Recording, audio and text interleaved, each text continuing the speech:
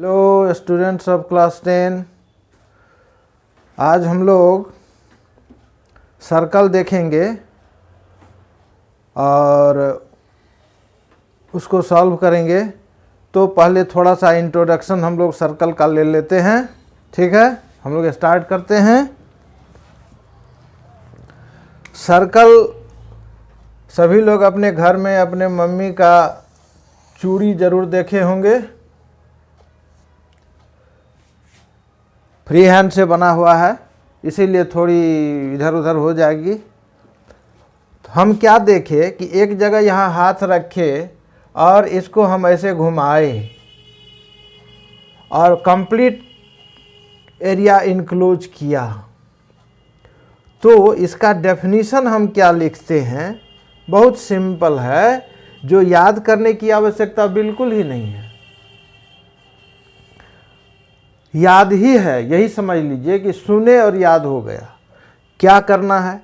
एक जैसे हम पेन रखे तो पहले हम पॉइंट बनाए होंगे, उसी पॉइंट पेन को आगे जाते हैं तो ये पॉइंट का रास्ता हो गया, मूवमेंट ऑफ द पॉइंट, और वो रास्ता है तो उसी का नाम हम लोग लोकस कहा जाता है। मूवमेंट को movement of a point about that is known as the locus of the point. तो लिखते हैं locus of a point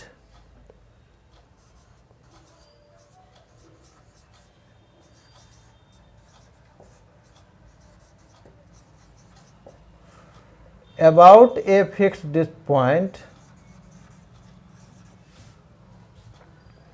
about a fixed point, यानी इस पॉइंट के अबाउट, जो फिक्स्ड पॉइंट है इसी के अबाउट हम इस पॉइंट को मूव कराए हैं। कितना? ऐसा नहीं था कि कभी यहाँ गए, कभी यहाँ आए, कभी यहाँ आए, कभी यहाँ आए, सो नहीं था। एकदम कांस्टेंट डिस्टेंस पर इसको लेकर के मूव किए हैं। ठीक है, तो locus of a point about a fixed point at a constant distance,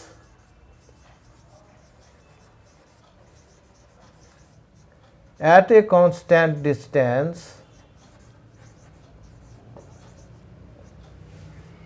in a plane। इसी बोर्ड पर किए हैं, इसको इस तरह से अंदर बाहर नहीं किए हैं, यानी 3D नहीं है, 2D है, 2 डायमेंशनल है। in a plane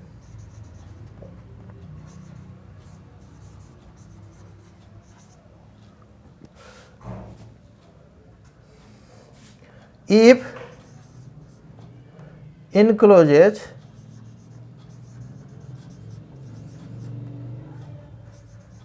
an area, then the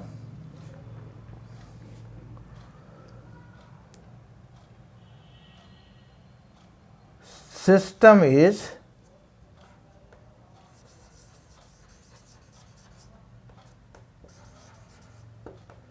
known as circle.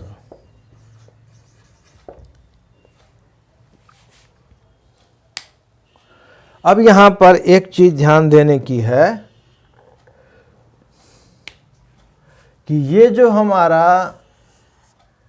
Fixed point है, यहां जो मैं लिखा हूं अबाउट ए फिक्स्ड पॉइंट और एट ए कांस्टेंट डिस्टेंस, दो चीज मेंशन किया हुआ है, यानी ये फिक्स्ड पॉइंट और ये डिस्टेंस, कांस्टेंट डिस्टेंस। इसी फिक्स्ड पॉइंट को हम लोग circle, centre of the circle कहते हैं। Fixed point is known as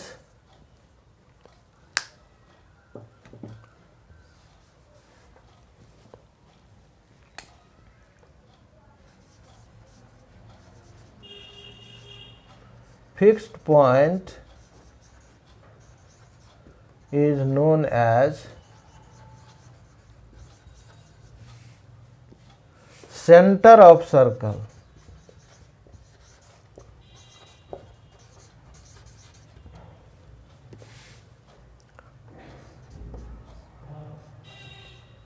constant distance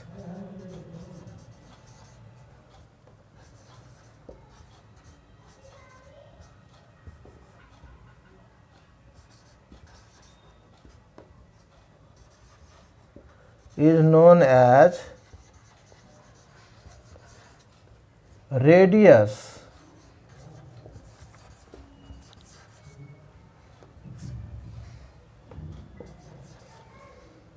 of circle.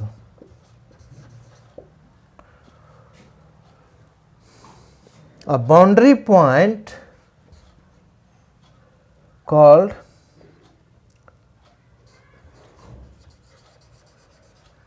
boundary points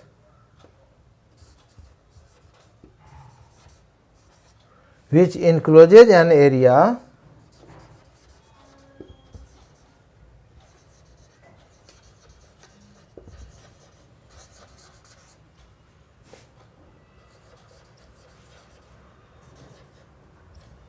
is known as circumference of circle. ठीक है, फिर से देख लीजिए, एकदम बहुत सिंपल है। द मूवमेंट, ऐसे भी बोल सकते हैं, the movement of a point about a fixed point at a constant distance in a plane if encloses an area. अगर इनक्लोज नहीं करे तब तो सर्कल नहीं होगा। हम अबाउट फिक्स्ड डिस्टेंस पर मूवमेंट ऑफ द पॉइंट करें और यहीं पर छोड़ दें तो ये सर्कल नहीं हुआ, क्योंकि सर्टेन एरिया को इनक्लोज नहीं करता है। दिस साइड ये ओपन है तो ये सर्कल नहीं हुआ। तो क्या हुआ, अगर जैसे इस सर्कल को हम थोड़ा सा रब कर दें ऐसे करके यहाँ, अब ये आर्क हो गया। ठीक है, अब इसको पूरा कर देते हैं तो ये सर्कल है। तो ये सर्कल नहीं हुआ। अगर ये सर्कल का पार्ट रब किया हुआ है, जैसे टूटी हुई चूड़ियाँ हैं, तो वो सारा का सारा जो पोर्शन टूटी हुई चूड़ियों की है वह कहलाएगा आपको आर्क ऑफ द सर्कल या पार्ट ऑफ द सर्कल। अब अगर वही पार्ट बड़ा है तो मेजर आर्क कहलाता है। जैसे इसको हम इतना रब कर दें, मान लीजिए हम यहाँ से यहाँ तक रब कर दें, ये पोर्शन ही हटा दें हम, तो इतना ही पोर्शन बचेगा। तो ये छोटा है, जो मिटाया हुआ पोर्शन है उससे छोटा पोर्शन हो गया, तो ये हो गया माइनर आर्क। इसको यहाँ से यहाँ तक इसको कहेंगे माइनर आर्क, और ये जो पोर्शन हमारा इंडिकेट किया हुआ है इसको कहेंगे मेजर आर्क। मेजर क्यों, बड़ा है इसीलिए। ठीक है, तो ये मेजर आर्क और माइनर आर्क। अब हम लोग थोड़ा सा और सर्कल के बारे में डायग्राम पर जानते हैं।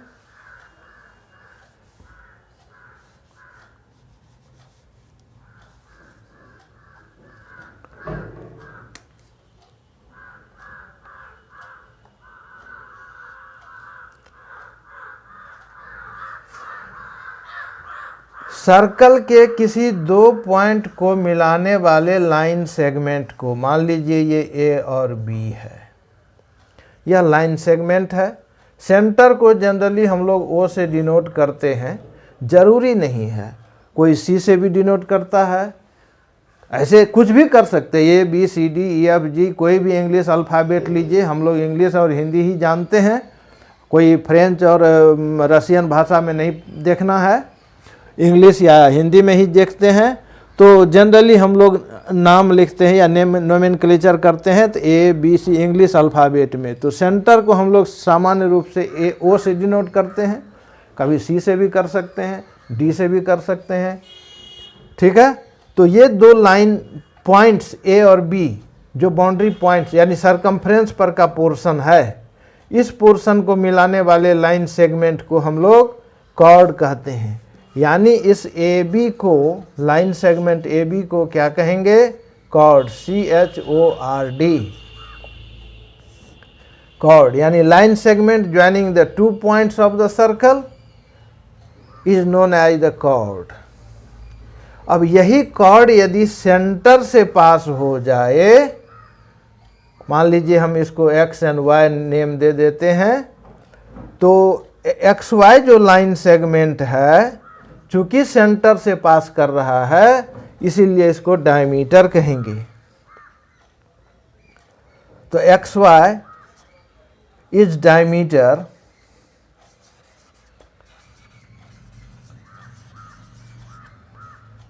लेकिन आप कहेंगे कि एक्स वाई तो सर सर्कल को भी टच कर रहा है, तो कॉर्ड है, बिल्कुल कॉर्ड है, एक्स वाई कॉर्ड है, लेकिन ये पार्टिकुलर पॉइंट से पास कर रहा है और वह पॉइंट है सेंटर, किसी दूसरे जगह से नहीं। पॉइंट की इसमें कोई कमी नहीं है, लेकिन किसी भी पॉइंट से पास करने से नहीं होगा, सिर्फ सेंटर से पास करेगा तभी वह लाइन सेगमेंट डायमीटर कहलाएगा। थोड़ी देर के लिए हम जो ये अबाउट कांस्टेंट डिस्टेंस लिए उसको रेडियस बोले, तो सेंटर से सरकमफ्रेंस के डिस्टेंस को रेडियस बोलते हैं। अब ये यहाँ भी मिला देंगे तो ये रेडियस है, और रेडियस का फर्स्ट लेटर आर है इसीलिए हम लोग आर से डिनोट करते हैं। तो अगर हम इसको हम पी कह दें तो ओ पी लाइन सेगमेंट हमारा रेडियस हो गया, ठीक है। अब देखिए ओ एक्स भी तो रेडियस है, ओ एक्स भी तो रेडियस है, ओ वाई भी तो रेडियस है, लेकिन एक्स वाई को हम क्या लिखेंगे, X O plus O Y, यानी कि एक्स ओ यानी ओ एक्स या ओ एक्स ओ कुछ भी लिखें, ये भी रेडियस, ये भी रेडियस, और डायमीटर का फर्स्ट लेटर डी होता है तो जनरली हम लोग डायमीटर को डी से ही डिनोट करते हैं। तो ये हो गया D equal to R plus R equal to twice are.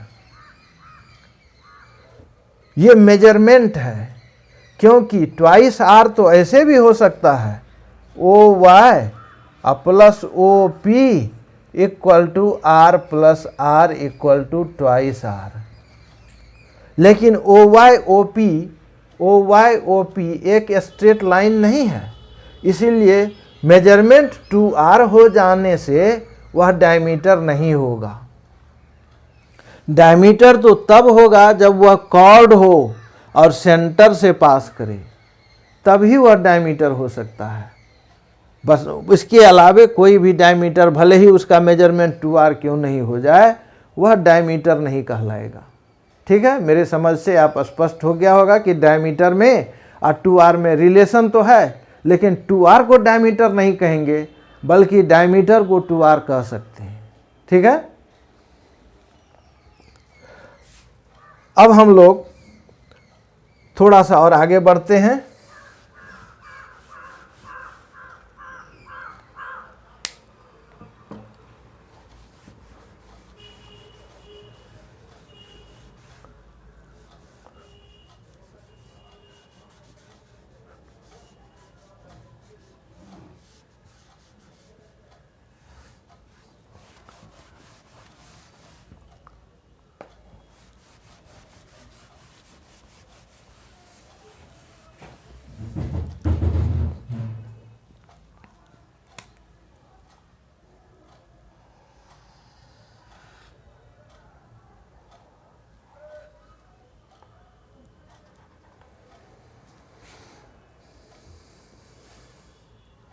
किसी भी सर्कल में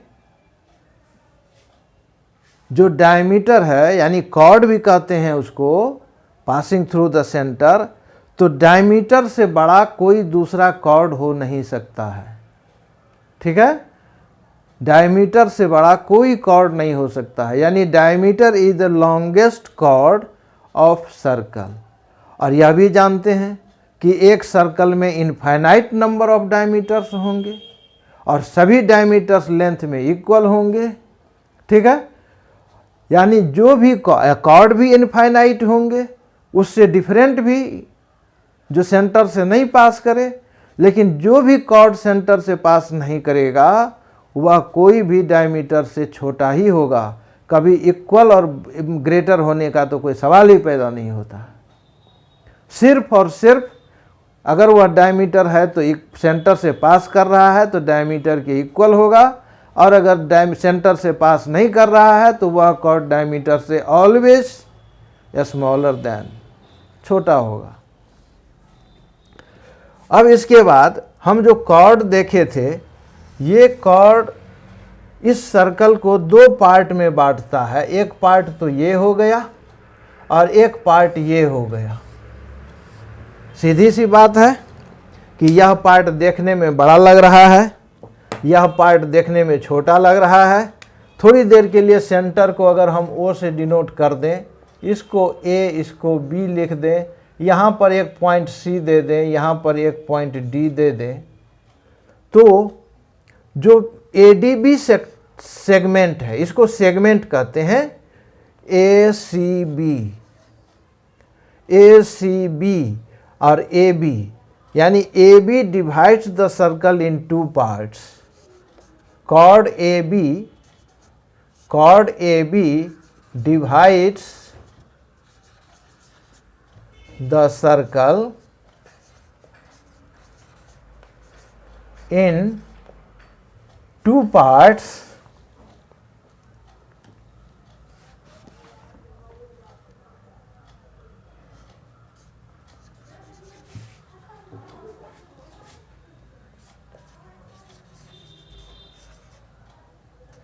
both parts are known as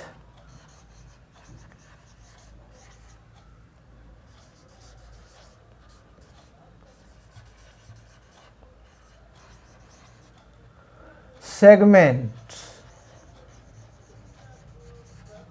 of circle.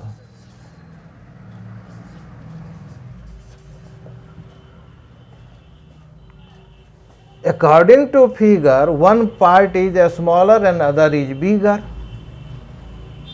Therefore, the smaller portion is known as the smaller segment, minor segment, and bigger part is known as the major segment.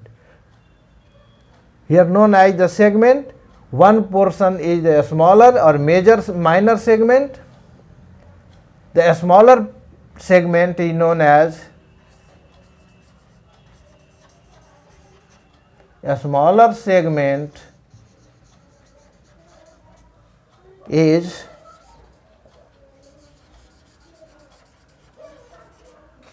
known as minor segment.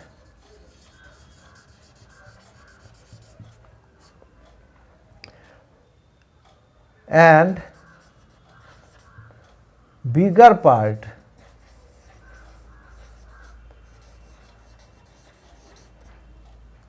is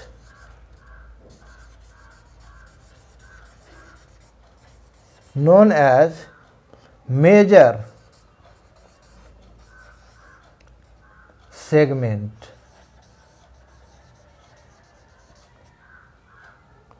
ठीक है, यानी कि according to figure अगर हम देखें, अभी जो figure ऊपर में है इसके हिसाब से ACB segment is minor and ADB segment is major.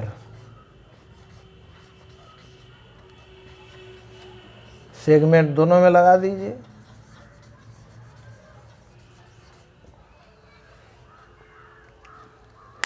अब इसके बाद एक चीज आता है और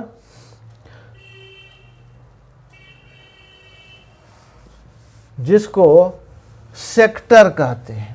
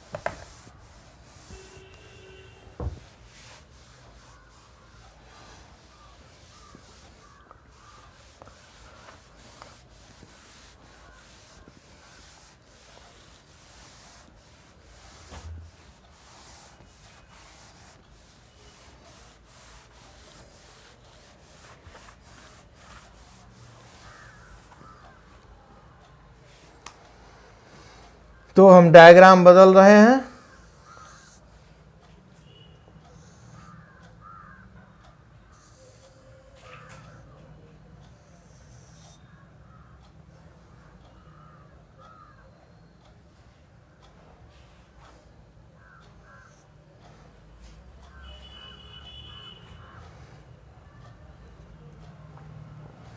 ये सेंटर है, सेंटर से ये दो रेडियस है जो आर्क के दो पॉइंट को मिलाता है, माने OA OB, OA और OB रेडियस है, और ये हो गया आपका major minor segment, minor arc, ये माइनर आर्क हो गया, माइनर आर्क, और ये मेजर आर्क। मान लीजिए ये पॉइंट हम C दे देते हैं और ये D दे देते हैं।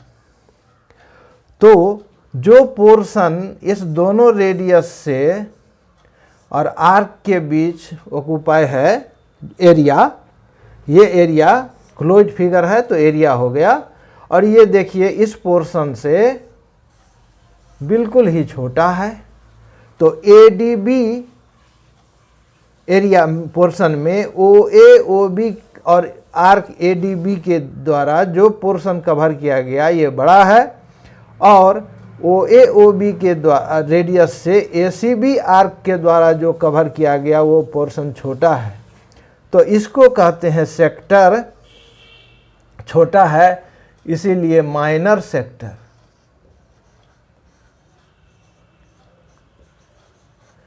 और ये पोर्शन बड़ा है तो इसको लिखेंगे मेजर सेक्टर। सेक्टर और सेगमेंट में क्या फर्क हुआ? दो रेडियस के और आर्क के बीच में जो पोर्शन ऑक्युपाई होता है उसी को कहते हैं सेक्टर। और एक सिर्फ एक कॉर्ड, यहाँ फिर से देख लेते हैं, और एक कॉर्ड जो सर्कल को दो भाग में डिफरेंट पार्ट्स में डिवाइड करता है, दो डिफरेंट पार्ट में, तो ये दोनों पोर्शन ये कॉर्ड के द्वारा, तो ये पोर्शन सेगमेंट कहलाता है। ये दोनों पोर्शन, ये माइनर ये मेजर सेगमेंट कहलाता है। ठीक है। एक चीज़ और आप पूछ सकते हैं कि सर यदि कोई कॉर्ड सेंटर से पास करे तब तो वो सर्कल को किस तरह से डिवाइड करेगा? तो वो इक्वल डिवाइड करेगा, तब क्या होगा? तब उसको सेगमेंट नहीं कहते, क्योंकि अब दोनों सेगमेंट इक्वल हो गया। अगर इसको मिटा दिया जाए तो ये डायमीटर है, तो डायमीटर सर्कल को दो इक्वल पार्ट्स में, कोई भी डायमीटर खींच देंगे तो वो सर्कल को दो इक्वल पार्ट्स में डिवाइड करेगा। और उस स्थिति में दोनों जब इक्वल है तो किसी को माइनर और मेजर नहीं कह सकते, दोनों इक्वल सेगमेंट है। तो उस स्थिति में इस पोर्शन को, दोनों पोर्शन का सेम नेम होगा और वह होगा सेमी सर्कल। सेमी सर्कल, ये पोर्शन भी सेमी सर्कल। ठीक है। और ये मेजर माइनर सेक्टर, ये माइनर मेजर सेक्टर। ठीक है। अब अगर आप ऐसे कहें कि सर ये तो कॉर्ड है, इसको भी तो रेडियस कह सकते हैं, इसको भी तो रेडियस कह सकते हैं, और तब ये इक्वल हो गया, इधर से भी इक्वल हो गया। ठीक है। तो इसीलिए तो हमने न यहाँ पर सेक्टर इस्तेमाल किया है, न सेगमेंट इस्तेमाल किया है, सेमी सर्कल इस्तेमाल किया है। ठीक है। जब इक्वल पार्ट्स में ये यहाँ जिस तरह से OA OB, यहाँ पर हम O दे दें, यहाँ A दे दें, यहाँ B दे दें, यहाँ C और यहाँ D, तो OA OB रेडियस और आर्क ACB के बीच में जो पोर्शन है वो भी एक सेक्टर हो गया, और उसी तरह से ये भी एक सेक्टर हो गया।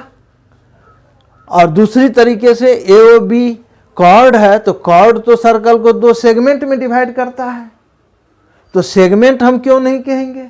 कोई कहेगा हम सेक्टर क्यों नहीं कहेंगे? तो इसी कंट्रोवर्सी को, चूंकि दोनों सही है अपनी जगह पर, चूंकि AB एक कॉर्ड है और कॉर्ड सर्कल को दो सेगमेंट में डिवाइड करता है, उसी तरह से OA OB रेडियस और आर्क ACB के बीच में जो पोर्शन किया वो सेक्टर हो गया। तो इस स्थिति में चूंकि ये दोनों पोर्शन इक्वल है और ये एक स्ट्रेट लाइन है, तो न सेक्टर कहा गया न सेगमेंट कहा गया, सेमी सर्कल कहा गया। ठीक है, कंट्रोवर्सी ही खत्म हो गया, सिर्फ और सिर्फ सर्कल, सेमी सर्कल दोनों पोर्शन रह गया। इसमें ये माइनर सेक्टर, ये मेजर सेक्टर, और अगर इसमें नीचे ये कॉर्ड रहता तो ये मेजर सेगमेंट, ये माइनर सेगमेंट। ठीक है, मैं समझता हूँ किसी तरह का कोई कन्फ्यूजन अब नहीं रह जाएगा कि सेक्टर क्या है, सेगमेंट क्या है। अब थोड़ा सा हम लोग मेंसुरेशन पोर्शन पे जाते हैं। सर्कल में सर्कल का एरिया पाई आर स्क्वायर होता है, सर्कल का एरिया पाई आर स्क्वायर होता है। तो अगर हम इसको लिख दें कि 1 इंटू पाई आर स्क्वायर तो कोई दिक्कत नहीं होगा, और 1 को लिख दें 360 degree by 360 degree pi R square तो भी कोई हर्ज नहीं है, इसीलिए कि ये दोनों कैंसिल हो गए, फिर 1 हो गया। इसका मतलब कि ये 360 डिग्री को हम यहाँ फिक्स कर लेते हैं, तो ये इस सर्कल का जब एरिया निकालना है तो इस सेंटर से किसी एक रेडियस के अबाउट जब घूमेंगे तो पूरा पूरा सर्कल हो गया, तो ये पूरे 360 डिग्री का एंगल बन गया। तो हमको अगर पूरे सर्कल का एरिया निकालना है तो पूरा angle 360 by 360 pi R square. इसका मतलब यदि हमको छोटे से पोर्शन का निकालना हो, इसी पोर्शन का एरिया निकालना हो, तब क्या करेंगे, अगर यह एंगल थीटा है तो लिखेंगे theta by 360 pi R square, यानी एक सेक्टर का एरिया, दो रेडियस के बीच में जो एंगल बना हुआ है वह डिवाइडेड बाय 360 डिग्री, जो फिक्स रखना है क्योंकि एक 1 कंप्लीट रिवॉल्यूशन में ही सर्कल बनेगा, तो ये 360 को फिक्स रखना है, अब पाई आर स्क्वायर। अब मान लीजिए कि यहाँ कोई 360 के बदले में, थीटा के बदले में 60 डिग्री एंगल बन गया, तो 60 बाय 360 पाई आर स्क्वायर, तो यानी कि 1/6 पाई आर स्क्वायर। ये इस सेक्टर का, अगर थीटा का वैल्यू 60 डिग्री है तब, तो इस सेक्टर का एरिया हो गया 1/6 पाई आर स्क्वायर। तो इसके आधार पर यह तो 180 डिग्री है, अगर हम इसको सेक्टर मान लें तो ये तो 180 डिग्री है, तो ठीक है, 180 degree by 360 equal to into pi R square, तो ये क्या हो गया 1/2 पाई आर स्क्वायर। और सेमी सर्कल का मान है आधा सर्कल, सेमी मीन्स यहाँ हाफ है, सेमी मीन्स हाफ है। सबके साथ अपना अपना वर्ड इस्तेमाल किया गया है, जो वर्ड बनाने वाले थे कि किसको क्या कहा जाए ताकि कोई कन्फ्यूजन नहीं हो, तो हाफ नहीं कह करके यहाँ सेमी कहते हैं, सेमी सर्कल। ठीक है, तो सेमी सर्कल टोटल एरिया हो गया पाई आर स्क्वायर, तो आधे का एरिया 1/2 पाई आर स्क्वायर, यानी हाफ पाई आर स्क्वायर, तो उससे भी सही निकल गया आपका। ठीक है, अब एक चीज और इसमें लेते हैं कि सेगमेंट का एरिया कैसे निकालेंगे।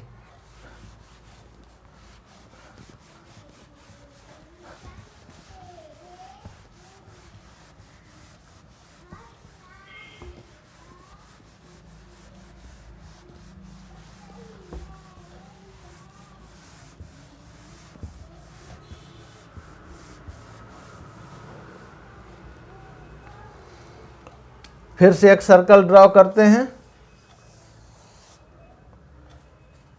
इसमें एक सेगमेंट बना लेते हैं, कहते हैं कि इस माइनर सेगमेंट का एरिया कितना होगा। तो हम क्या करते हैं, इसको सेंटर से मिला देते हैं, इसको ए लिखे, ये ए बी हो गया, ये ए बी, और इस पॉइंट का नाम सी दे देते हैं। तो अगर हम इस ए बी कॉर्ड को नहीं देखेंगे तो ओ ए ओ बी के और आर्क ए सी बी के बीच में जो पोर्शन हुआ इसको सेक्टर कहेंगे, और इस सेक्टर से अगर हम इस पोर्शन को काट के हटा दिया जाए, इस पोर्शन को काट के इस पोर्शन को, ट्रायंगल को काट के हटा दिया जाए तो ये पोर्शन बचेगा कि नहीं।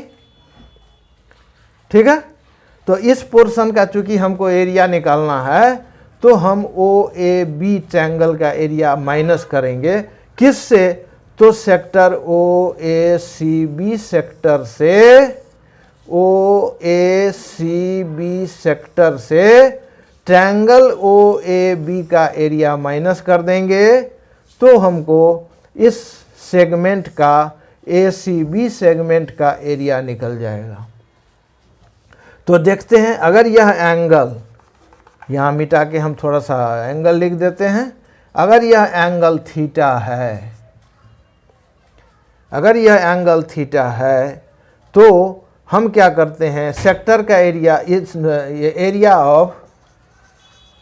एरिया ऑफ सेगमेंट, यहाँ पर मेजर सेगमेंट ले रहे हैं, ब्रैकेट में लिख ही देते हैं, माइनर सेगमेंट ले रहे हैं तो माइनर लिख देते हैं, segment minor is equal to area of minor segment sector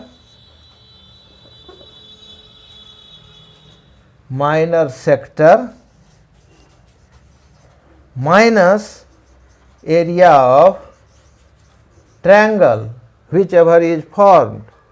अब according to figure, area of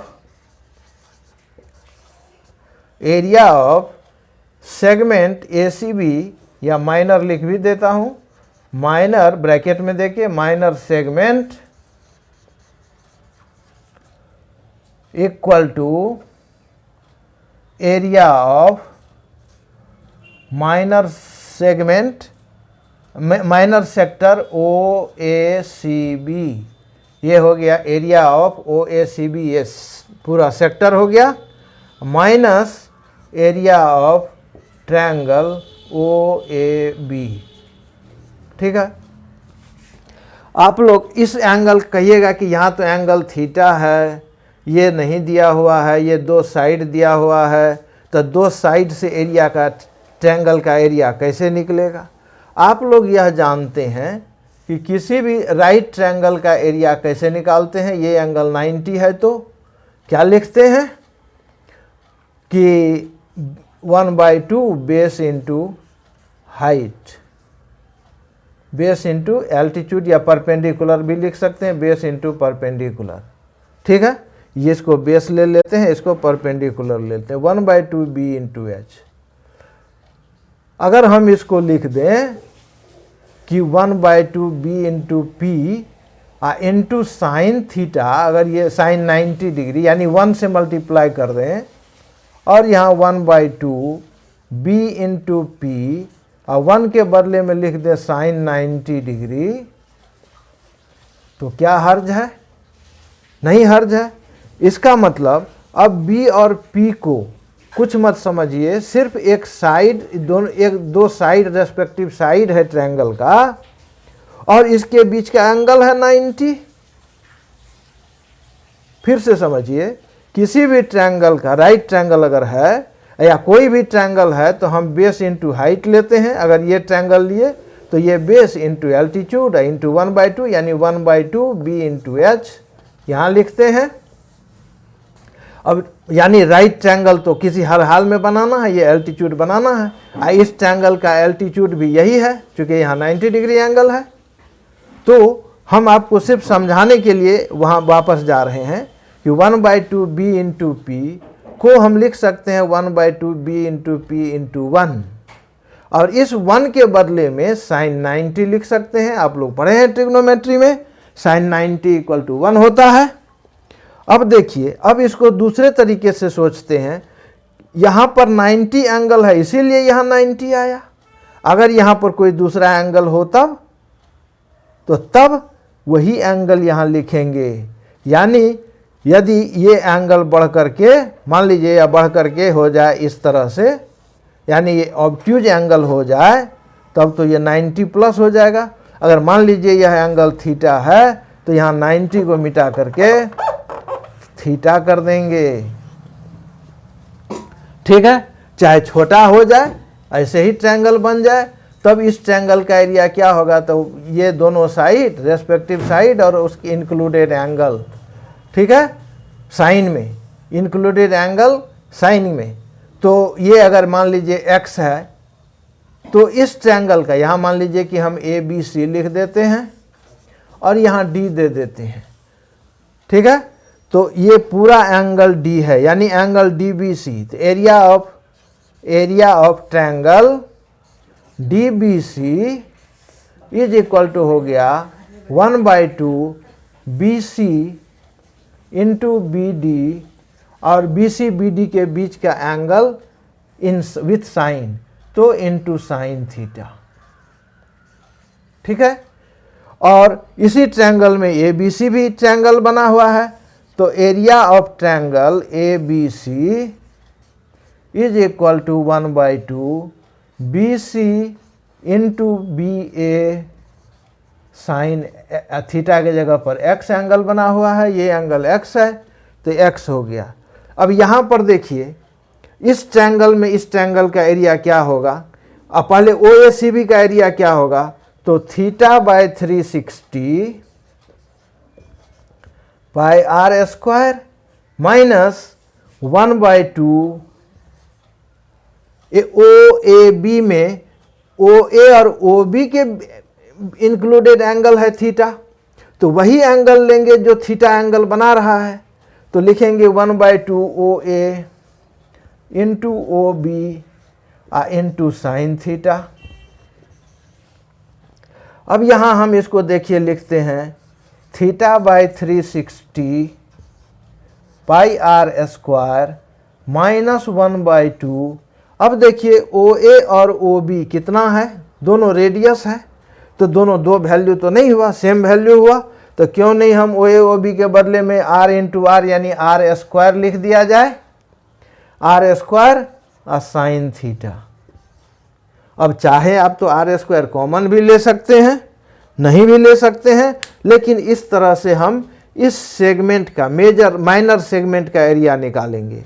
और जब माइनर सेगमेंट का एरिया निकल गया तो मेजर सेगमेंट का एरिया क्या होगा, तो सर्कल का एरिया माइनस माइनर सेगमेंट का एरिया, सर्कल का एरिया माइनस माइनर सेगमेंट का एरिया, यानी कि पाई r स्क्वायर और minus area of segment ACB, area of segment ACB से इनक्लोजेड जो सेगमेंट है, इस सेगमेंट का एरिया पूरे सर्कल से माइनस कर देंगे तो हमको ये मेजर सेगमेंट का एरिया निकल जाएगा। तो इस तरह से हम लोग एरिया निकाल सकते हैं, ठीक है। अब इसके बाद इसमें जो थोड़ा चीज बच रहा है मेंसुरेशन पोर्शन में कि सरकमफ्रेंस क्या होगा, तो सरकमफ्रेंस 2 पाई r होता है, ठीक है। अब अगर सेमी सर्कल, और वह भी सेमी सर्कल है, ओपन है, तो ये पाई r हो गया। लेकिन अगर यहाँ से बंद कर देते हैं तो पाई r प्लस 2r लिखेंगे, r कॉमन ले लीजिएगा तो पाई प्लस 2 हो जाएगा इसका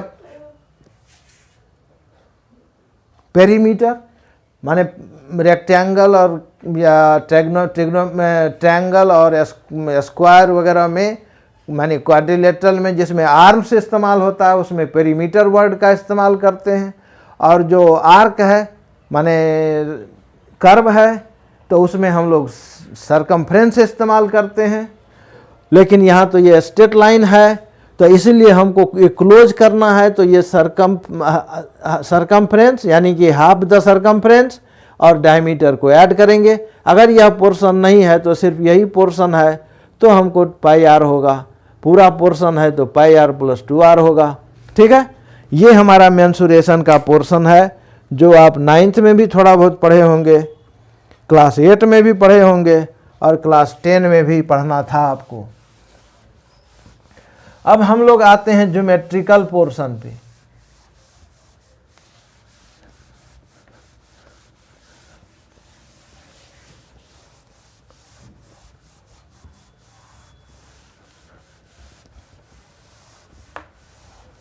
अभी तक मैं आपको सिर्फ recalling the previous knowledge of circle what ever you have read in junior classes as well as in mensuration portion of your class also.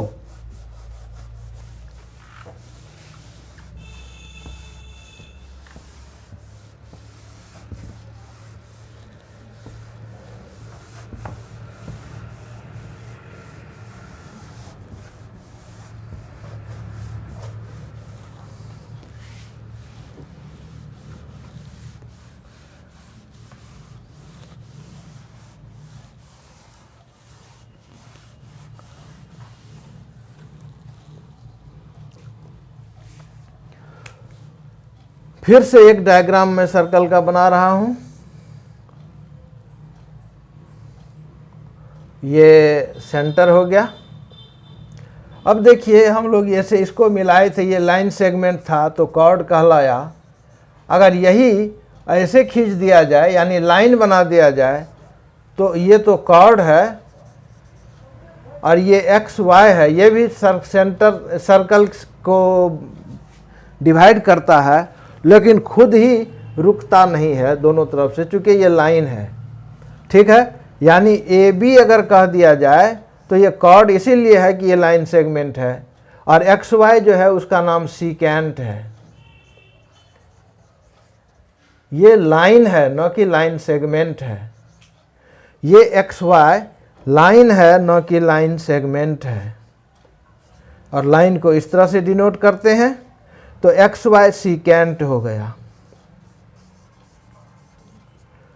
अगर हम इस तरह से लिख दें एक्स वाई को लाइन सेगमेंट के रूप में तब फिर सीकेंट नहीं रहेगा, तब ये पार्ट ऑफ सीकेंट हो जाएगा या कॉर्ड कह सकते हैं। ठीक है, अगर हम इस तरह का इस्तेमाल करते हैं तब हम कॉर्ड ही लिखेंगे, दूसरा चीज़ नहीं लिख सकते हैं, सीकेंट नहीं कह सकते हैं। ठीक है, और एक होता है ये देखिए, ये चाहे कॉर्ड हो चाहे सीकेंट हो, कॉर्ड दो पॉइंट को मिलाता है, सीकेंट दो पॉइंट से पास करता है। ठीक है, और एक होता है लाइन या लाइन सेगमेंट, कुछ भी, दोनों वर्ड इस्तेमाल कर सकते हैं, जो सर्कल के किसी एक पॉइंट्स को टच करते हुए जाता है या एक पॉइंट से पास करता है, ऐसे भी बोल सकते हैं। या तो एक पॉइंट से पास करता है या एक पॉइंट को टच करता है, सरकमफ्रेंस के किसी एक पॉइंट को, एक से ज़्यादा को नहीं। तो यानी कि कहेंगे कि वह पॉइंट, वह लाइन या लाइन सेगमेंट सर्कल को सिर्फ टच करता है एक पॉइंट पर। ठीक है, तो इसका नाम है टेंजेंट। ठीक है, और किसी एक पॉइंट पर सिर्फ एक ही टेंजेंट खींचे जा सकते हैं। अब अगर दूसरा कोई भी टेंजेंट खींचेंगे तो वह सर्कल के अंदर घुस जाएगा। एक पॉइंट पर सिर्फ एक ही टेंजेंट खींचे जा सकते हैं, एक से अधिक टेंजेंट नहीं खींचे जा सकते हैं। ठीक है, और सरकमफ्रेंस पर तो इनफाइनाइट नंबर ऑफ पॉइंट्स हैं, तो there are infinite number of tangents, but at a single point there is only one tangent and no more. Okay,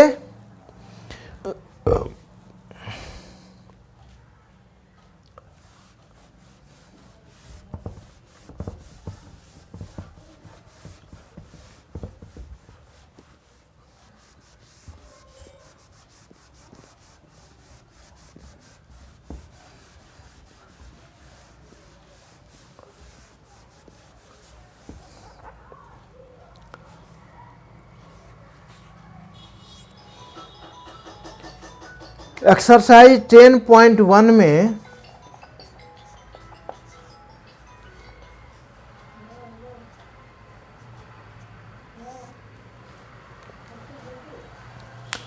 objective questions है और मुझे उम्मीद है कि आपको हो जाएगा, फिर भी मैं देख लेता हूं। How many tangents can a circle have? एक सर्कल को कितना टेंजेंट हो सकता है? तो मैंने कहा कि एक सर्कल कोई एक पॉइंट से तो सर्कल नहीं बनेगा। That is the locus of points. Infinite number of points से सर्कल बनता है। तो एक पॉइंट पर एक टेंजेंट खींचे जा सकते हैं, तो इनफाइनाइट पॉइंट से तो इनफाइनाइट टेंजेंट्स खींचे जा सकते हैं। तो how many tangents can a circle have? the infinite number of tangents.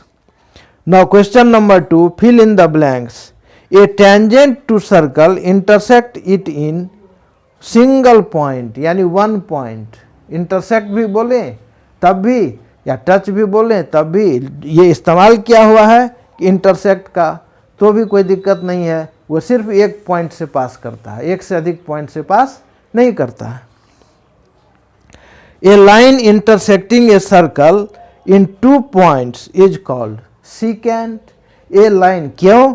तो ये लाइन वर्ड दिया हुआ, लाइन सेगमेंट नहीं है। A line intersecting a circle in 2 points is called a secant of that circle. A circle can have dash parallel tangents at the most. किसी भी diameter पर सिर्फ और सिर्फ 2 पैरेलल टेंजेंट खींचे जा सकते हैं। अगर ये सर्कल है और यहाँ पर मान लीजिए हम एक डायमीटर खींच दिए, तो एक टेंजेंट यहाँ से पास करेगा, एक टेंजेंट यहाँ से पास करेगा, और ये दोनों पैरेलल होगा। ये क्वेश्चन भी है आगे एक्सरसाइज 10.2 में, क्यों ऐसा होगा? तो ये आप पहले से जानते हैं क्लास 9 से कि जब 2 लाइन पर खींचे जाएं और दोनों के बीच का जो ये को इंटीरियर एंगल सप्लीमेंट्री हो, तो ये दोनों लाइन पैरेलल होंगे। अब यहाँ देखिए, टेंजेंट पॉइंट पर ये 90 डिग्री एंगल बनाता है, टेंजेंट पॉइंट पर ये 90 डिग्री एंगल बनाता है, और ये दोनों को इंटीरियर एंगल है, और दोनों 90 + 90 180 यानी सप्लीमेंट्री हो गया, इसीलिए ये दोनों लाइन पैरेलल हो गया। ठीक है, तो कितने पैरेलल टेंजेंट्स खींचे जा सकते हैं? तो सिर्फ 2 खींचे जा सकते हैं। The common point of a tangent to a circle and the circle is called the point of contact कहिए, टेंजेंशियल पॉइंट कहिए, कुछ भी कह सकते हैं। अब question number 3, a tangent P Q at a point P. हम सर्कल पे देखते हैं, क्या कोई क्वेश्चन पढ़ करके डायग्राम बनाना होगा।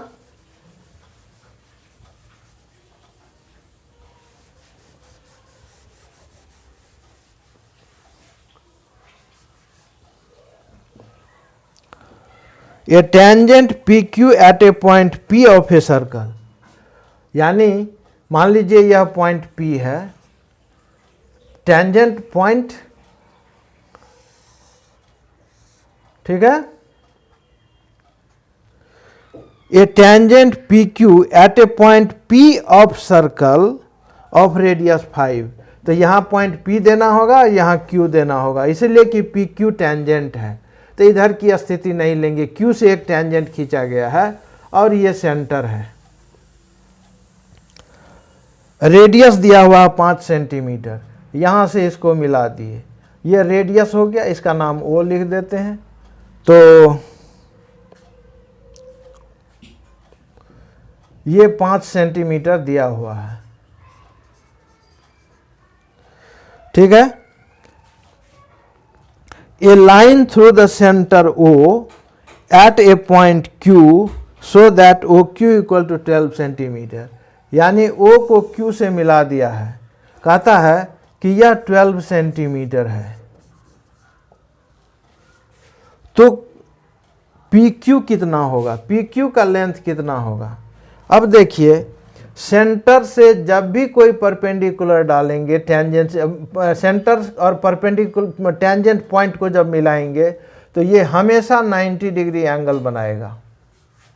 सेंटर से किसी भी टेंजेंट के टेंजेंशियल पॉइंट को जब मिलाएंगे तो वह 90 डिग्री का एंगल बनाएगा, यानी कि डायग्राम के हिसाब से क्यू पी एक टेंजेंट है और ओ पी ओ से टेंजेंट पॉइंट पी को मिलाया गया, लाइन सेगमेंट है, तो ओ पी रेडियस हो गया, और ये पॉइंट यानी क्यू पी और ओ पी एक दूसरे पर 90 डिग्री का एंगल बनाता है, ठीक है। तो जब ये एंगल 90 हो गया तो इसके अपोजिट ओ क्यू क्या हो गया, हाइपोटेन्यूज। तो हाइपोटेन्यूज का वैल्यू कितना होगा? हाइपोटेन्यूज स्क्वायर हम लोग जानते हैं कि equal to P square plus B square, Pythagoras theorem से। और यहाँ पर ओ क्यू हमारा हाइपोटेन्यूज है, क्यू पी हमारा जो भी माने, बेस माने परपेंडिकुलर माने, तो हम तत्काल बेस ही मान लेते हैं। और ओ पी हमारा परपेंडिकुलर हो गया, हमको निकालना है पी क्यू, तो लिख देते हैं Q P is equal to root over O Q square minus O P square. कितना हो गया? ओ क्यू कितना है? 12 centimetre square minus 5 centimetre square, that is equal to root over 144 minus 25 centimetre square.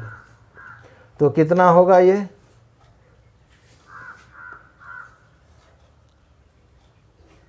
$119 और सेंटीमीटर स्क्वायर अंदर में है तो बाहर में लिख देते हैं सेंटीमीटर। अंदर में रहेगा तब माने रूट के अंदर रहेगा तो सेंटीमीटर स्क्वायर रहेगा, बाहर जाएगा तो सेंटीमीटर हो जाएगा। ये हमारा आंसर हो गया रूट ओवर 199। ठीक है। अब एक क्वेश्चन और रह गया है, draw a circle and 2 lines parallel to a given line such that one is the tangent and other is second to the circle. ठीक है, ये कुछ है नहीं, ये मान लीजिए सर्कल है, तो किसी पॉइंट पर एक टेंजेंट खींच दीजिए। कहता है एक टेंजेंट खींचो,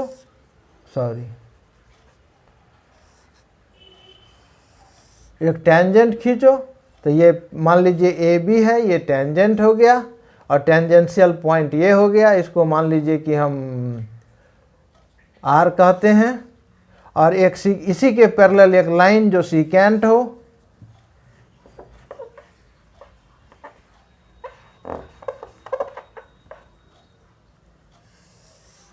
जो एक सीकेंट हो, ये लाइन हो गया, इसका नाम हम एक्स वाई दे देते हैं। यही कहता है 2 पैरेलल लाइन खींचना है जिसमें एक टेंजेंट हो और एक सीकेंट हो और दोनों पैरेलल हो। ठीक है, यही हुआ। तो आज के लिए सिर्फ हम लोग इतना ही देखते हैं और कल हम लोग फिर मिलेंगे, यानी दूसरे वीडियो में आप लोग देखेंगे एक्सरसाइज 10.2 और उसका टोटल सॉल्यूशन, जो बहुत इम्पोर्टेंट है एक्सरसाइज। ठीक है, ओके, थैंक यू। और मेरा आपसे रिक्वेस्ट है कि इस वीडियो को लाइक करें, सब्सक्राइब करें एंड शेयर करें। अब व्यू तो बार बार करें, इसीलिए कि अगर व्यू करेंगे तो हो सकता है कि कुछ डिफरेंट बात आपको आ जाए कि ये बात तो उस दिन नहीं सुने थे, आज सुन रहे हैं, तो कुछ न कुछ नई बात आपको सामने आएगी, तो आपको कुछ न कुछ सुविधा होगी। ठीक है, ओके, थैंक यू।